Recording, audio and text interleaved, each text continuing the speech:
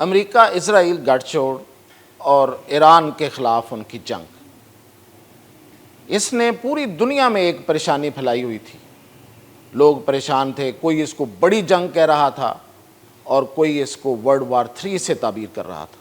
لیکن اچانک یہ جنگ بند ہو گئی۔ جی بالکل اچانک ہوئی بند، کوئی سوچ بھی نہیں رہا تھا کہ یہ جنگ جو ہے وہ اتنی جلدی میں بند ہو جائے گی اور سیز فائر ہو جائے گا۔ اس کے پیچھے کیا کہانی ہے؟ اور پھر یہ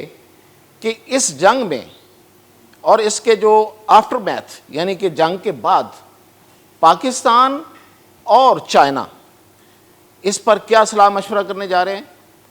اور کس طرف ان معاملات کو لے کے جائیں گے، یہ ساری چیزیں میں آپ کو بتاتا ہوں۔ میاں طاہر آپ کی خدمت میں حاضر۔ دیکھیں،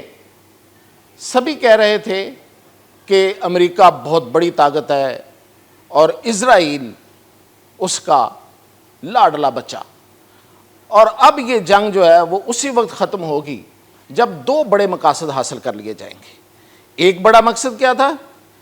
کہ ایران کا ایٹمی پروگرام تہس نہس کر دیا جائے، تباہ کر دیا جائے، ختم کر دیا جائے، اور دوسرا کہ ایران میں رجیم چینج کر دی جائے، اس کی حکومت کو فرق کر دیا جائے اور نیا سیٹ اپ لے کے آیا جائے۔ لیکن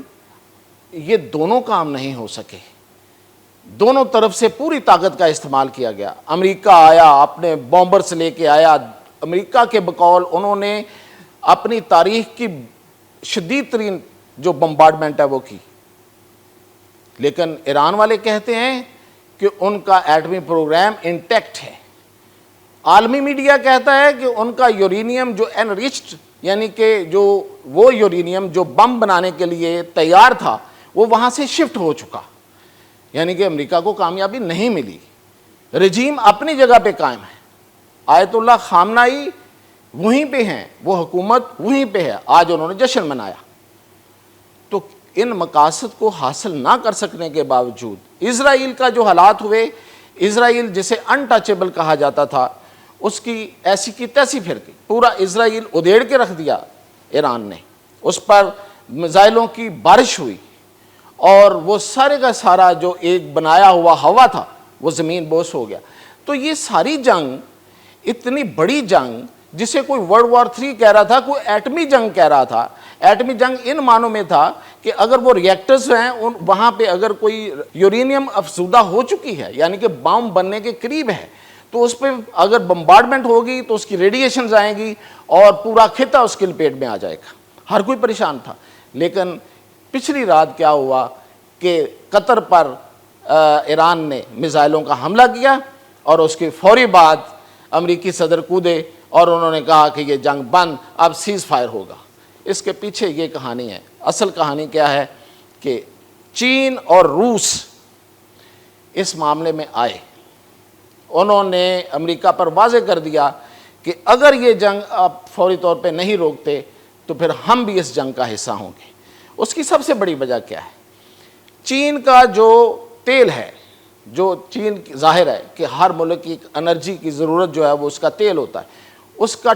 پورے کا پورا جو تیل وہ لیتا ہے وہ سارے کا سارا یا تو ایران سے آتا ہے یا پھر گلف کنٹریز سے آتا ہے، اور اگر آبنائے ہرمز بند ہوتی جس کی دھمکی ایران نے دے دی تھی اور وہ اپنی جگہ پہ اپنی وہ بجا اس کی دھمکی تھی تو اس کا تیل بند ہو جاتا، اور چین جیسا پروڈکٹیوٹی والا ملک جو ہے اس کی پروڈکٹیوٹی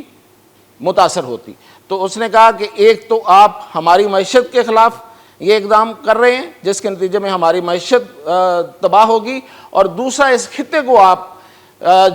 جنگ کے اس آگ میں جھونک رہے ہیں، اس لیے ہم پیچھے نہیں رہ سکیں گے۔ اور انہوں نے اس وقت یہ فیصلہ کیا کہ بھئی آپ یا تو جنگ روکیں گے یا پھر ہم اس جنگ کا حصہ بنیں گے۔ اور دوسری وجہ یہ تھی کہ امریکہ کو ریئر منرلز جو ہیں وہ سب سے زیادہ چائنا سے ملتے ہیں، اور چائنا آپ کو پتہ ہے اس سے پہلے بھی یہ بات کر چکا ہے کہ اگر امریکہ ہمارے ساتھ ٹھیک سے چلے گا تو ریئر منرلز ملیں گے، ورنہ امریکہ کی وار مشینری، اس کی وار انڈسٹری زمین بوس ہو جائے گی، اور یہی کچھ ہے امریکہ کے پاس بیچنے کو، اور امریکہ کے پاس ہے بھی کچھ نہیں۔ تو یہ دو دھمکیاں فوری طور پہ کام کی، اور آج آپ نے دیکھا کہ CNN نے بھی اس کو رپورٹ کیا کہ امریکی صدر نے بڑی ہی پریشانی میں اور جلدی میں فون کیا نیتن یاہو کو اور اسے کہا کہ فوری طور پہ اس جنگ کو روکو ورنہ یہ تمہارے لیے اچھا نہیں ہوگا۔ اور یہ زبان کوئی امریکی صدر اسرائیل کے ساتھ بولے سمجھ میں نہیں آتا تھا، لیکن جب یہ اصل کہانی پتہ چلی تو اب سمجھ میں آیا کہ یہ زبان کیوں اس کو یہ استعمال کرنی پڑی۔ اب آتے ہیں ہماری سٹوری کا جو دوسرا حصہ ہے کہ پاکستان، اس میں اب پاکستان اور چائنا جو ہے وہ اس خطے میں اب نیا کردار ادا کرنے جا رہا ہے۔